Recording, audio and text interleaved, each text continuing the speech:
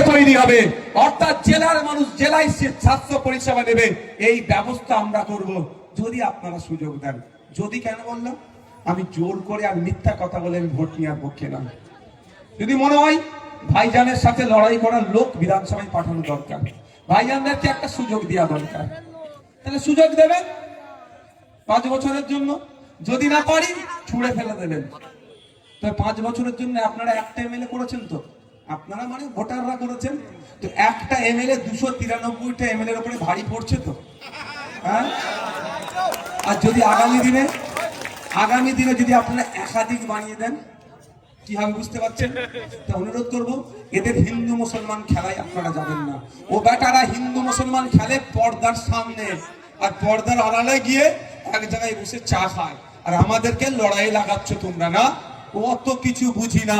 Primary স্কুলে, high স্কুলে, কলেজে শিক্ষক চাই, কে দেবে বলো, তাকে আমরা ভোট দেবো।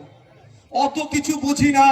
আমি মহিলা, আমার স্বামীটা আমার কাজে বার হচ্ছে, সুরক্ষার দরকার, কে দেবে বলো, আমি তাকে ভোট দেবো।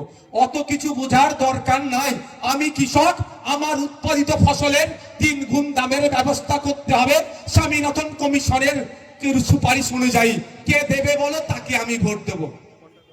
মাথায় থাকবে তো? একটা করে লাস্ট এসআইআর নিয়ে আপনারা কেউ বিভ্রান্ত হবেন না, আমি আপনাদের কথা দিয়ে যাচ্ছি। নেতৃত্বরা আছে, একজন বৈধ ভোটারের যদি নাম কাটা যায়